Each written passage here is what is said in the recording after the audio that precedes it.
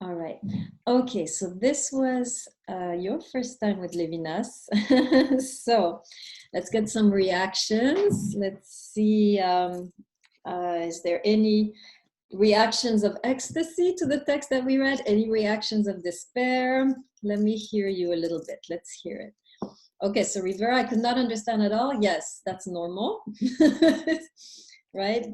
I warned you about this. Levinas is one of the hardest ones to understand. Anybody else wants to add a comment? Cosmidis reread the first paragraph. Where are you, Cosmidis? Ah, yes. Like 3 times, yes. Don't reread Levinas. Just go with the flow, right? Don't try to understand. Remember, I told you, don't try to understand because you will get frustrated. You gotta just keep flowing, right? Okay, Rivera thought he was interesting. That's good. It's the right... Okay, Park also had some trouble. It gave me a migraine. It gave you a migraine. Yeah, it was actually worse than I think it was Marcel last time who really felt complicated, but this felt even more complicated. And like, yeah, I'm not very good at like just immersing myself in the text. So like everyone else, I was just stopping to like try and understand and be like, I can't. So I want to talk a little bit about this notion of not trying to understand, right? Because this is fundamental for, hold on, yeah, this is fundamental if you want to understand Levinas. One of the reasons he writes like he does is to expose us or help us to experience the discomfort of being in the presence of another. Right? Remember, all of Levinas's philosophy is focused on helping us awaken to the dimension of the other, right?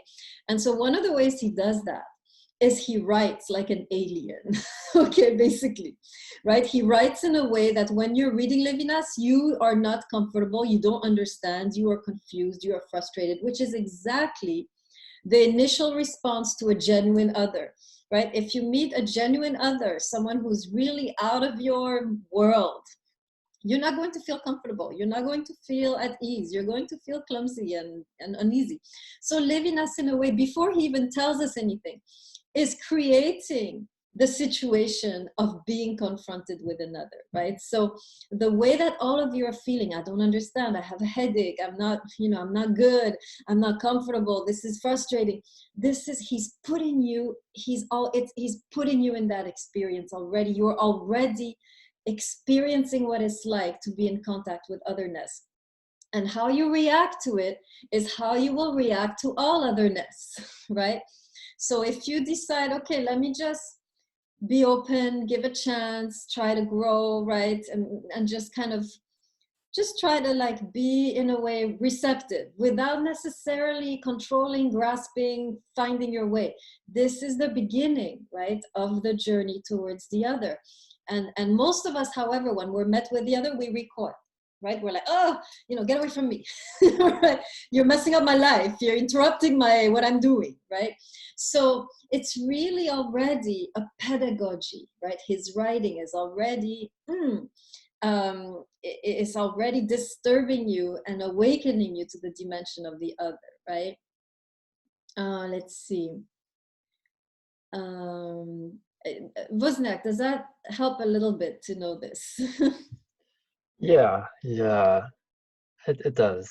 I just, I don't, I still don't understand what he was saying in the text, but I think like seeing the larger point is important. Right, very good. Right, you will all experience this in your relationships, right? There are moments in the relationship where you're going to be like, I understand you, but I'm going to still be around. This is what Levinas teaches us to do, right? Can you stick around, right, when you don't understand? That's what Levinas is trying to teach us through just the writing before we get even into the understanding of the text. Okay, any last comments before we get into the passage together? Okay.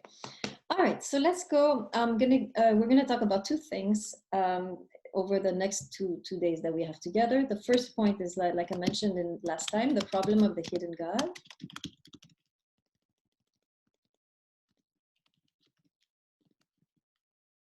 Oh yeah, and then I'll answer quickly to Tyler's question. And then the second is ethics as a path to God, right?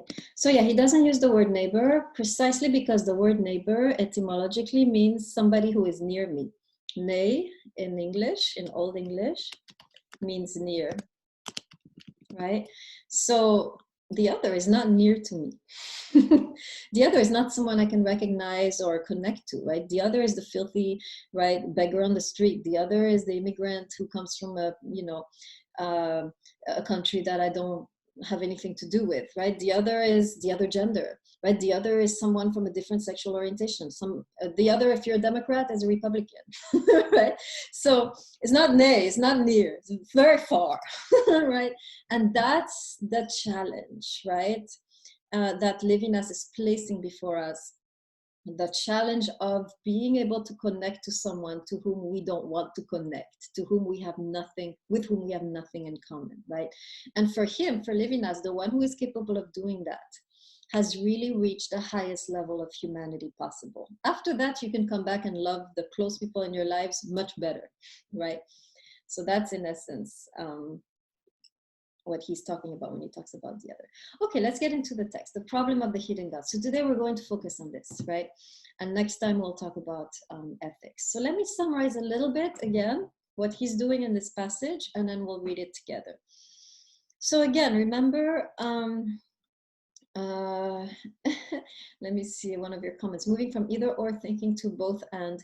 You will see that Levinas is putting contradictions together. We're going to see this today, actually. So good thing that you brought it up. Yes, we're moving away, certainly, from Kierkegaard, sadly. Okay, so remember, we are in the context, again, right, of the Holocaust. We are in the context of what Buber has called the eclipse of God. I'm writing it down for you. Right, meaning God has hidden his face. We thought we knew him. We thought he was close to us. We thought he would protect us, and nothing happened, right? And it turns out that maybe we don't know him as we thought we did. And for a lot of us, this is a deal breaker, right? When God doesn't fit within our perceptions of him, when God does something disappointing or traumatizing to us, right? This is a deal breaker. This is the moment where we're like, you know what? I don't want to have anything to do with you.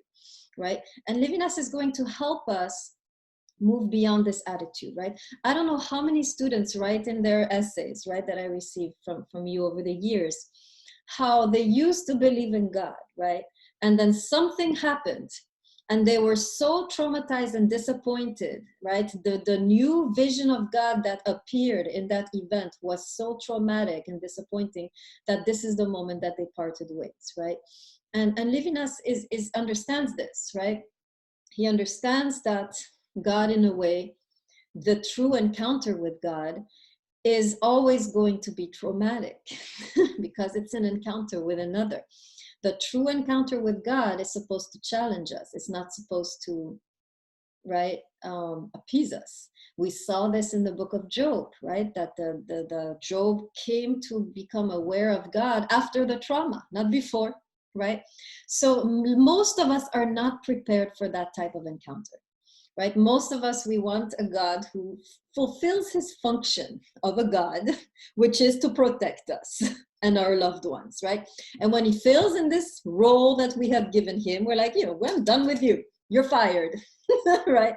So, but we're going to see today that in doing so, we miss a more genuine, a deeper encounter, right, with what the Hebrews call the living God, right, the God who cannot be harnessed, right, the God who cannot be tamed, the God that we met in the book of Job, right? So we're going to go into this, right, the moment of the eclipse of God. How do we navigate this eclipse without just giving up, right?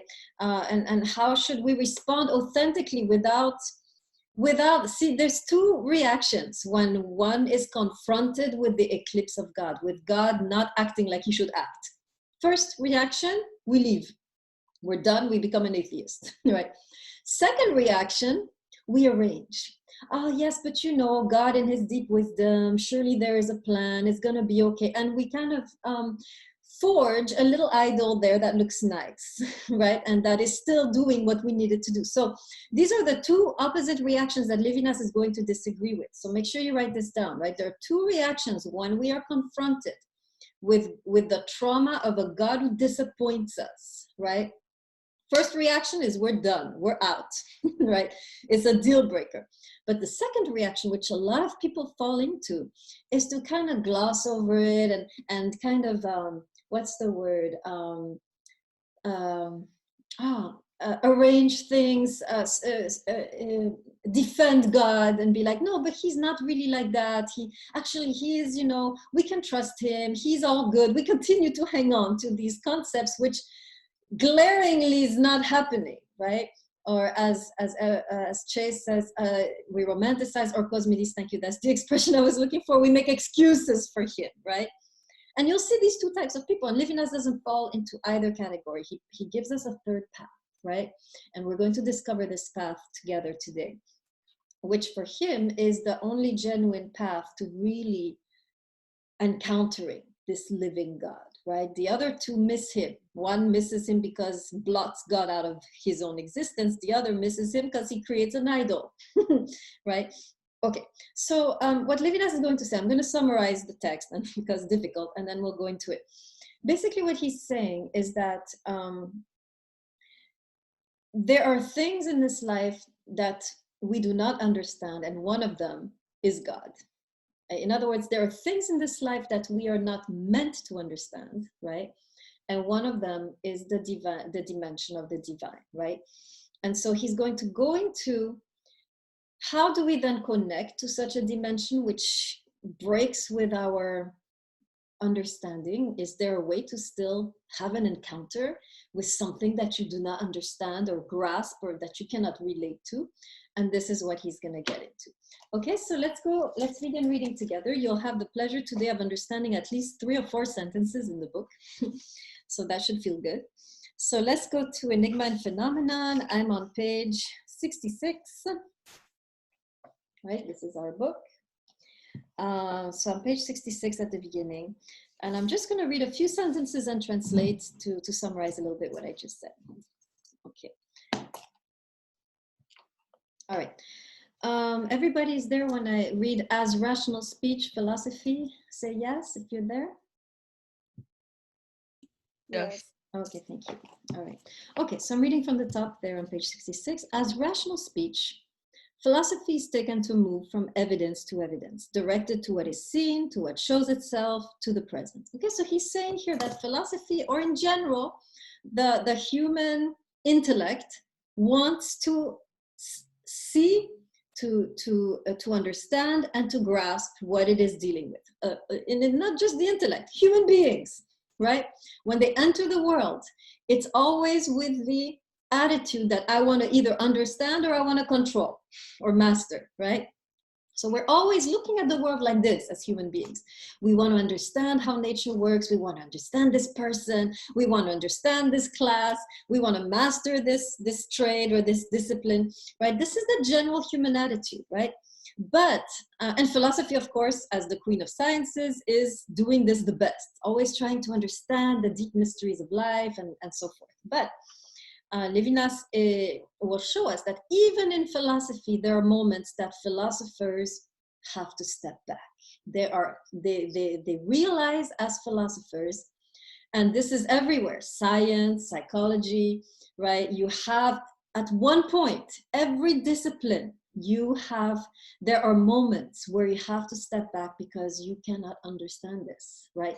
So he says this here in the 3rd paragraph. And yet human thought, tell me yes, either in the chat or out loud, if you're there. And yet human thought. Yes. Okay, so he continues, right? And yet human thought has known concepts, or has, as though mad, operated with notions in which the distinction between presence and absence was not as clear-cut, right? And then he continues 1 line later, such are the Platonic notions of the one and the good. And then he continues, such is the notion of God, right? So translation, right? He says, yet all of us in whatever discipline we are working with, right? Whether it's science, whether it's psychology or history or philosophy, we know that there are moments that things are not clear-cut, right? In other words, things make sense a little bit, but not completely. Well, Levinas describes this phenomenon where something makes sense but not completely, as a distinction between presence and absence, which is not clear cut. In other words, there are objects in this world which are clear. These objects are fully present. And then there are objects in this world that are completely unclear. These objects are fully absent. But then there are objects which are both clear and unclear. And God belongs to one of these objects. Okay, so Levinas is saying there are objects which are both present and absent. They manifest both qualities at once. In other words, we sense that they exist, that they're there, but at the same time, no. Right? Let me give you. There's one very, very easy object. If we were in the classroom, I would tell you it's in the classroom, which is both present and absent in the same way that God is. Can you tell me what that object is? It's in our virtual classroom. Not the window, no. No, Tyler. What object? Yes, very good, Pandey, right? Pandey says is us, right? The human being is one such object, which is both present and absent. In other words, I can look at you, I can look at your face, I can be talking to you, and I see your expression, I see what you're wearing, but there is a whole dimension of your life that I have no clue. In fact, I don't even know what you're thinking of me right now, right? So, or of the class, right? So the human being is like this. Human being is present, but there's a whole dimension which escapes us, and this part is always absent. And so Levinas says, likewise, God is one such object who is both present and absent. In other words, many times in your life, you will get glimpses of God. You'll get signs, or something will happen where you're like, oh, I wonder if there is a God, or I wonder, or you'll get like a mini miracle, right? A parking space, right? Or you'll be saved from an accident, like Cosmidis told me earlier today, right? Or something will happen that feels like an answer to a deep longing, and you start to wonder, right, whether there is not something more there, kind of like with Marcel, right? Whether there's not a force which is on your side, right? So part of you wants to believe this, but then the other part is like, no, come on now. It's like, there's nothing. Don't you see? You're just imagining, right? There is nothing there. This is a figment of your imagination. So do you see how, on the one hand, God is sometimes manifest, but so discreetly, so subtly that we tend to be like, nah, there's nothing there, right?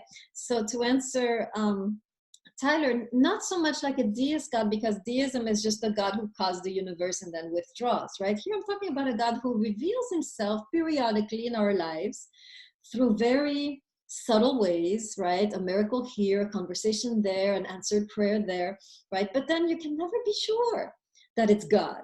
You can never be sure that it's not just a coincidence or chance that you had this conversation, or that this longing was answered, right? So this is, and Levinas is saying this is normal, right? God is both present and absent.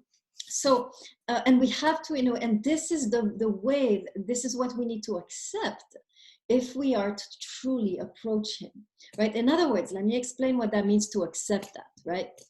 There are two temptations, again, when dealing with God. Number one is to be like, yeah, God exists. I know he exists. He's like this. He's like that. He wants us to be like this. You should change, right? This kind of God is completely clear to the believer's mind. Levinas is like, no, this is not the living God. This is your idol. And then there's the other side. There is no God, right? There is nothing. There is just imagination. And again, how do you know? Right? This is again thinking you know too much, right? This is the philosopher never makes either statement. A philosopher can be neither a true believer or a true atheist. Philosopher is always an agnostic, right? Because as philosophers trained in the Socratic method, we know that we don't know. So even if you have a religious background, you can never completely know if you are going to be a philosopher, right? And likewise, if you have not been raised in a religious background, you also cannot completely know whether there is no God, right? The path of the philosopher is the path of the question, is the path of I don't know, I'm not sure. It's the path of agnosticism, right? Is the path that Levinas is describing. Present and absent. Yes, but No, but you see what I'm saying? Yes, there could be a God, but I'm not sure. Or no, there can't be a God, but I'm not sure. That's the attitude that Levinas says is the royal road to God. Okay, so let me write this in the chat because this is interesting, right?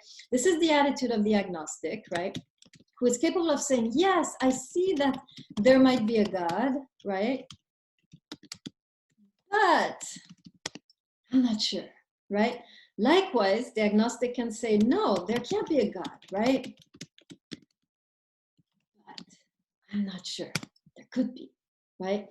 When we think like this, we are closest to having an encounter with the living God, the God who will be who he will be, right? And this is what Levinas is talking about here. So do you see how the true path to God always has a little bit of doubt, right?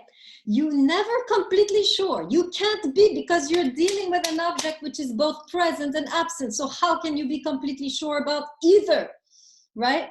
So the way of being not completely sure is what Levinas calls this gnawing doubt within ourselves, whether we choose the path of atheism or the path of faith. The true approach should always remain open and sensitive to the question, am I completely right? Right? Let's see, there was a question. Cosmidis, what did you mean by that comment? Get you an agnostic who can do both? I'm It's a curious. reference to a meme. The what? It's a reference to a meme. There's like a meme that's like, Oh, get you a okay. girl that can do both. Yeah, get you an agnostic who can do both. Yes and no. Okay, so this is completely out of my dimension, No. so I'm not going to Just no. comment on it. Very good. At least you made someone laugh in the class. Okay, so do you follow, right? Are you getting this, that the true path to the, what Levinas calls the living God is the path of agnosticism? I'm not sure.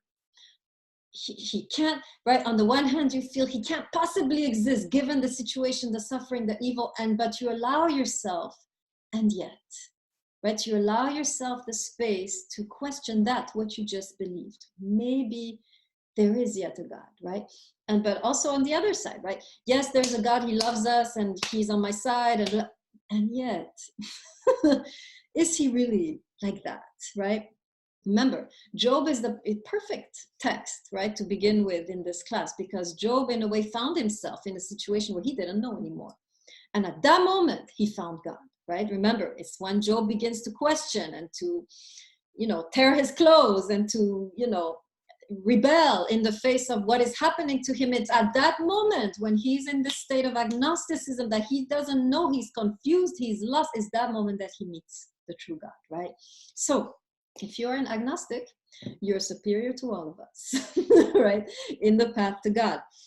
Superior to the believer and superior to the atheist, because you are really aware that God is not so clear and simple, and you're open to that. You're open to following that path, right? Okay, now, question is, okay, so yeah, just before I get into the question, this is what Levinas, we mentioned that last time, means by the enigma, right? Versus the phenomenon, just to review these concepts, right? The enigma is that which we have no control over, we don't understand it. This is God, right? In the way that Levinas has encountered him, right? Himself as both present and absent. He's there, but not there. And I thought he was, but no, and I don't know anymore. Enigma, right? Phenomenon is, you know either that he exists and he is X, Y, and Z, or you know that he doesn't exist, right? This is to see God as a phenomenon, and this for Levinas is, it's a deviation from the path, from the true encounter, right? You can't encounter something that you already know. Wozniak disappeared. Okay, you'll have to listen to the YouTube video to get what you missed. Okay, now, so the question is, right, now that we've, so before I go into the next part, right, everybody understands what I'm saying? This notion of present and absent, the fact that the question should always remain when you're really desiring an encounter with God. Everybody good? Any questions? Okay, so now the question that arises, right? Why would God choose to reveal himself like this, right? Why is he so elusive? There's a famous philosopher right now in the Anglo-Saxon world called Schellenberg. And he's right, he's current, he's alive, he's writing.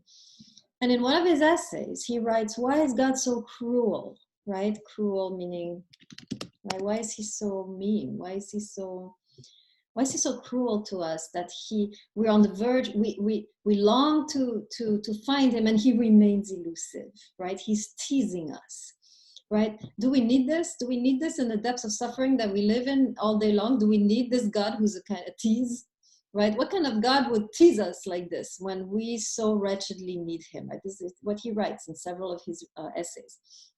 And so Levinas is sensitive to the question: why does God choose to present himself in this kind of way? Why doesn't he just appear and make things right? Right? What is he doing? What kind of dance is this? Right? So there are actually two main reasons why it must be so that God appears in this kind of very here, not here, here, not here way. And I want to hear a little bit from you to see if any of you can catch what is the reason that God might do this, might choose to appear in this way. Anybody have an idea?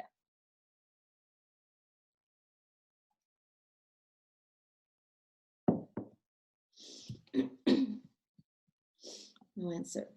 Okay. All right. So I will speak for you. Everybody's confused. You don't know. Yes, it's a very tough question. I mean, right now, current philosophers are asking it, right? Okay, so there's two main reasons, right? Number one has to do with the nature of, one of them has to do with God, right? The second reason has to do with us. Okay, so let's start with the reason having to do with God. Let's imagine that God appeared on a cloud, like they say in some scriptures, arrived on the scene and said, I am God. Would he be God? Right? He appears, he reveals himself, he explains himself, right? Now he's here, you're having conversation with him. So Cosmides is happy with this kind of manifestation. Okay, who would be somewhat disappointed if God were to walk down the street and be like, it was me all along? What would be missing from such a God if he were to appear and be like, it's me? Would not it to be say that? that it's not to say that I think that I wouldn't be disappointed. I think I would believe it. I would be like, oh, sure, this is God, like he's here. But then I'd be like, okay, like, I don't know. I think it would be kind of upsetting to have that revealed and to be like, okay, so these people were right, these people were wrong, here are the answers, this is what's going to happen. It's kind of just like, and then like, why did you let all these things happen? I don't know. So why would it be disappointing for you to finally see clearly and get all your answers all your questions answered? Why would it be disappointing? Because things don't matter as much then. To know everything, a part of it is about like the not knowing, like not knowing what happens after death, you know, like, because if you know that you're going to go to heaven or you're going to go to hell, then you're going to live your life in a different way. Or if you know that those things exist, you're going to not care as much about your life on earth, because you might be like, well, if I just do good and then I go to heaven, I'll enjoy myself there. And so you kind of don't pay attention to the person that you are on earth. Sort of. Very good, right? A lot of you are agreeing, right? Rivera says God would belittle himself, or Arshad, there is no mystery left, right? Arnau, the purpose would be gone. So in other words, God would appear in phenomenon and we would lose the dimension of mystery, which in a way is his dimension, or her, who knows, right? So this is the first reason, right, why God can't just appear, because then he would be nothing more than an object in the world. It's not God. You can't. It's of the essence of God to not be one of us, right? It's of the essence of God to belong to the unreachable mystery, right? So if he were to simply appear, right, you would be dealing with yet another object in the world, right? Yes, Wozniak, this is a very interesting comment, right? What Jesus says on the cross, when he's about to die, right? My God, why have you forsaken me? This is the moment of the eclipse of God, right? And Jesus asks a question. It's interesting. He doesn't make any affirmations. He chooses the path that Levinas is talking about of agnosticism. He asks a question, why? Why have you forsaken me, right? He doesn't make up a new image of God. He doesn't reject. He stays in the question. He chooses to dwell in the question, right?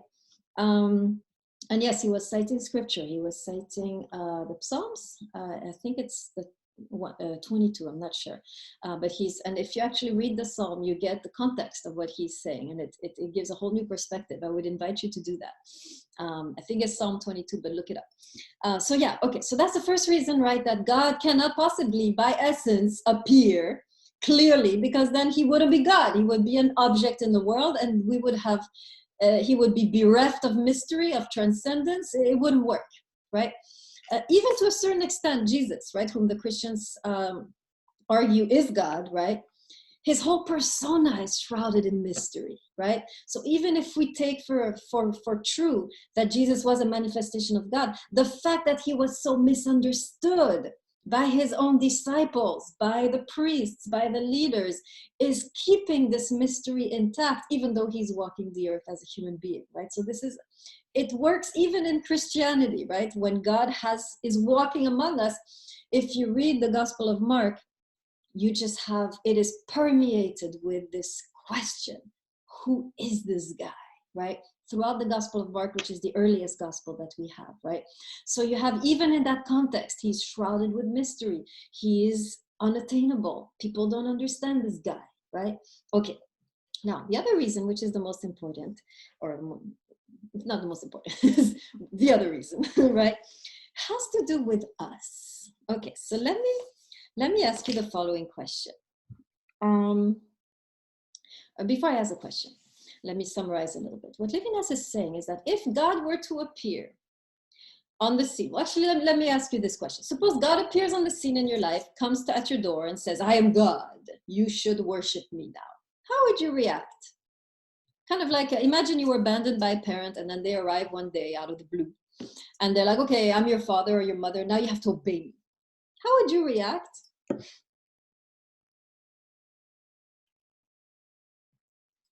Okay, so Rivera, did that? Okay, Rivera. How did you react, Rivera? What was your reaction? Did you like it? You were pissed. Why? Why were you pissed? Tell us, then we'll understand what we're talking about here.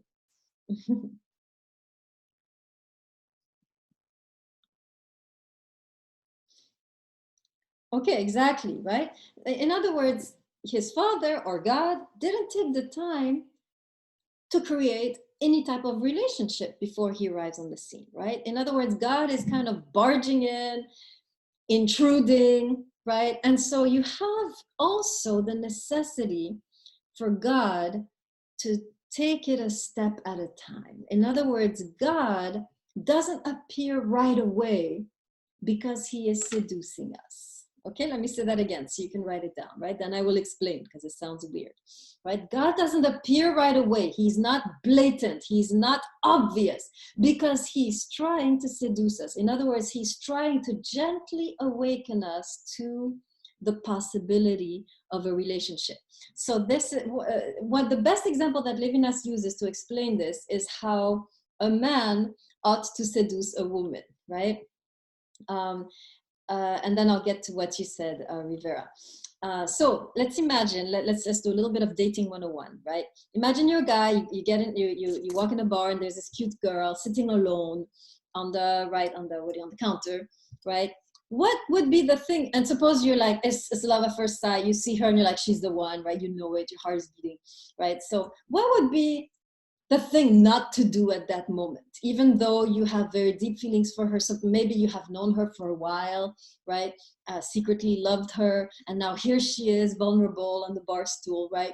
Exactly, Rivera, right? The thing you shouldn't do. Tell her her address.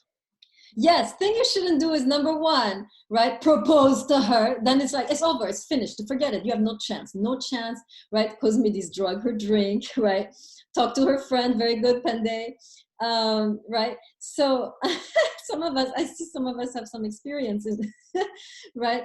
In other words, you cannot be too forceful when you're trying to begin something with someone. Don't come and, ask for her, I think Wozniak was the one who said that, right? Ask for her address, right? Don't come and be like, I love you, please be my wife. No, you want to be subtle and gradual and discreet. You want to be like, okay, you talk a little bit, you test the waters, and then if it works out, you don't want to invite her right away by herself because that's creepy. So you can be like, hey, I'm going to do this tonight with some friends. Would you like to join? You kind of subtle, gradual, right? If you go too fast, what's it going to happen for the person you're dealing with? They're going to be turned off, right? Exactly, right? So some of you have met some people like this who have barged their ways into your life, right? So that's what Levinas means by the seduction of God. In other words, if you're too forceful, you miss the chance at a relationship. You ruin everything. You don't allow for the other person to slowly, gradually awaken to your presence, right? So let's look at the text where he talks about this, page 70. Actually, I missed the quote for the other one too. Let me quickly give you the quote for the way that God wouldn't be God if he was obvious, right? Page 75. On page 75, how am I going to do this? I want you to go to, okay, you see the big paragraph on page 75? Well, towards the middle on the right, you have in parentheses IL in italics. Do you see it? So the big paragraph on 75. Yes. Middle, okay, good. In the middle towards the right, you have parentheses and IL in italics. Okay, I'm going to read right there. And he says this, right? The enigma comes to us from eleity. Let me skip this concept for now. The enigma is the way of the absolute. Oh my God, I'm running out of battery. This is not good. What am I going to do? How much battery do I have? Sorry. Oh my God, 6%. Okay. I have to switch the camera. You will now have a shitty picture of me because I have to charge my computer. Excuse me, I'll be right back.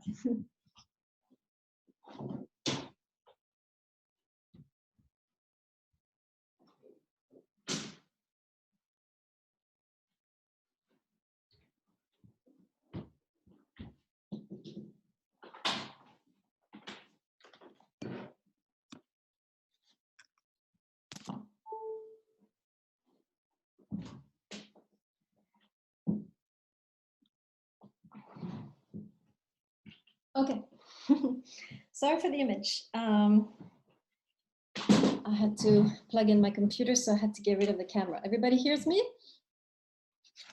Yes? Yep. Okay, good. All right, so I was reading right there, right? The enigma is the way of the absolute, foreign to cognition. Not because it would not shine with a light disproportionately strong, but already because it is too old for the game of cognition. In other words, the enigma doesn't lend itself to our cognition. It doesn't allow itself to be captured by our minds, by our intellect, right? That's the quote for that. Now, let's go to the seduction part on page 70.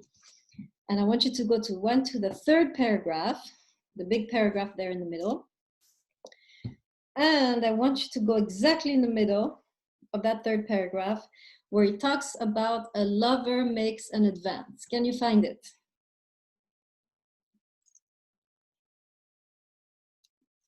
Yes, I have one yes. Can I have another yes? Yes.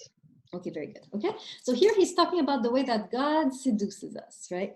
A lover makes an advance, but the provocative or seductive gesture has, if one likes, not interrupted the decency of conversations and attitudes. It withdraws as lightly as it has slipped in, right? In other words, when you seduce someone, you don't want to be too explicit because that's going to ruin everything, right? Now they know you like them and it's like, right? Now they're like, you, right? I don't want to, there's no challenge. There's no mystery anymore, right? So you always want to be, this is the seduction dating 101.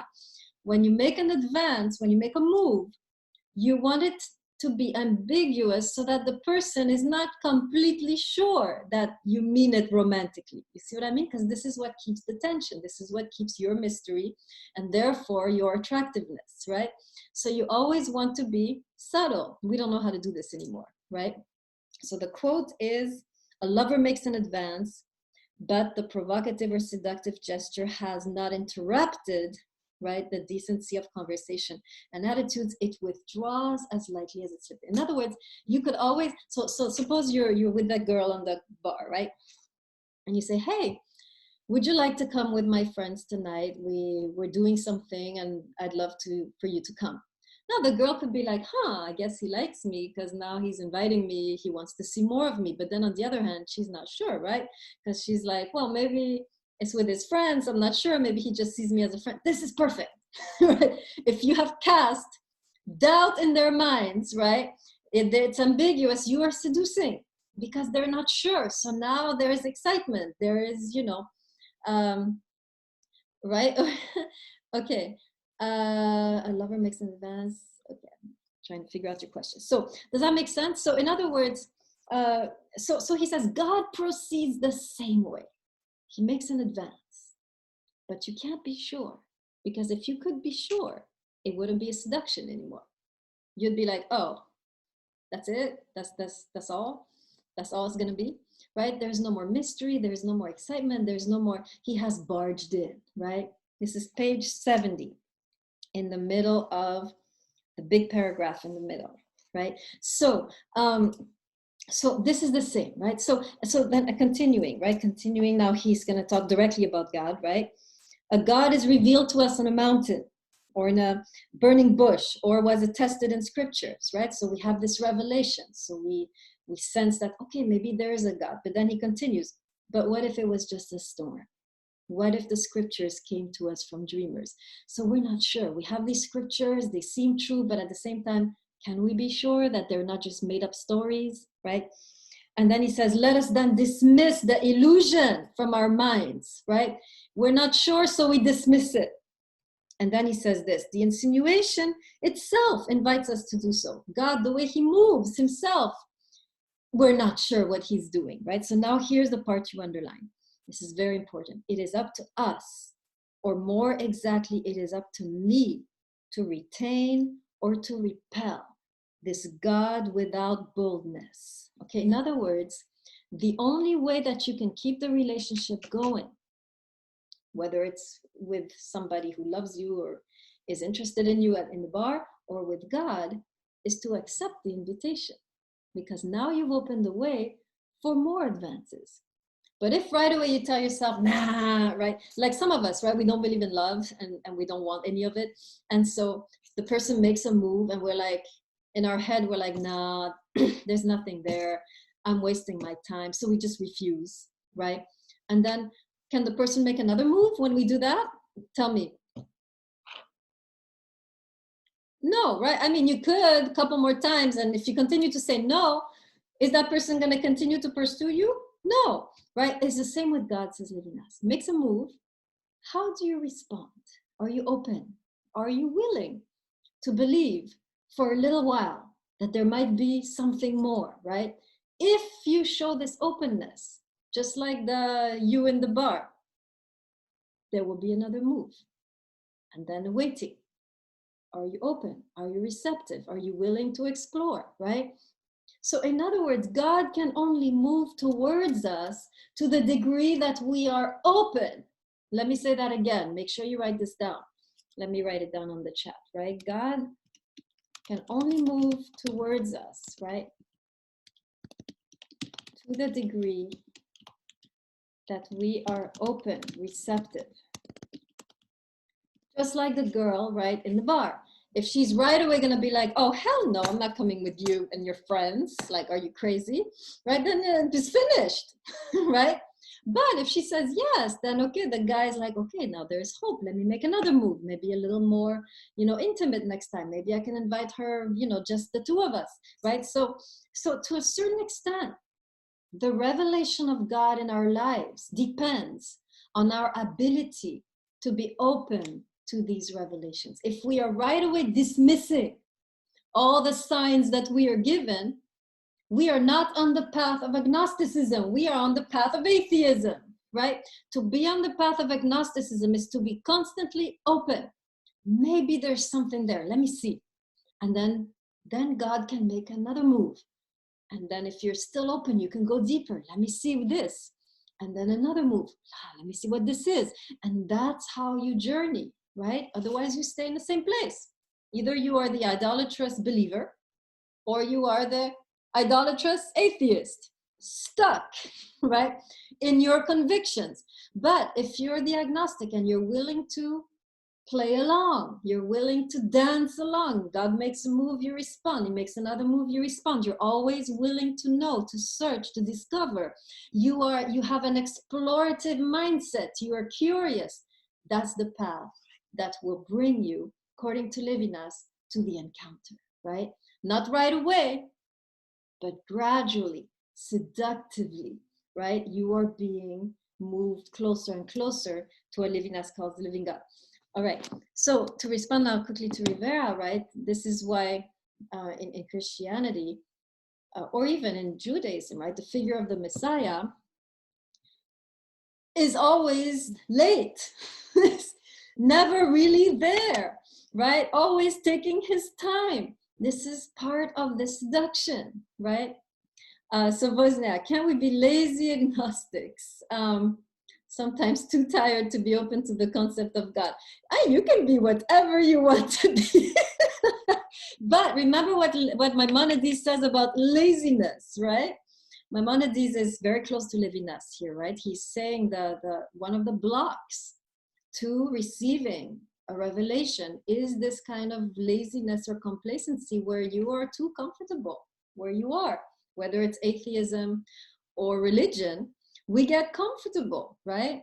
And so in that sense, you miss, right? So of course, Wozniak, you were kidding, I know. But a lot of us are like this, which is why I'm responding so forcefully, right? A lot of us, we are lazy agnostics. We prefer to just not go through the trouble, right? And in doing so, says Levinas, we're missing a life, an encounter, right? Okay. Any questions about this?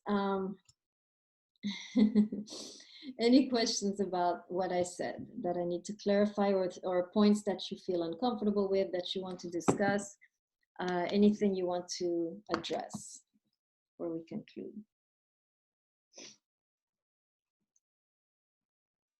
No, it's all good. It's clear. Levinas is crystal clear. You can also ask other questions about the text if you want. We have like 1 minute.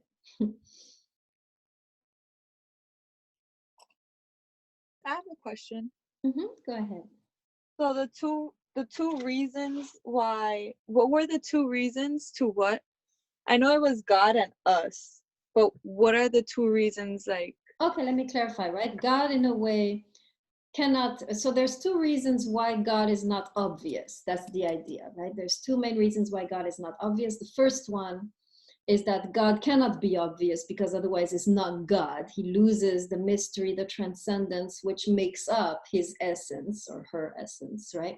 Second reason is us, because any relationship, right, begins tentatively, slowly, seductively. And so if God is too clear about his intentions, he destroys it. There's no gradual awakening of our desires for him, right? So he has to move in this kind of subtle way, like a seductive lover, to slowly awaken us to the possibility of a relationship, right? Does that make sense, Arojave? Yeah, thank you. Okay, very good. Any other questions?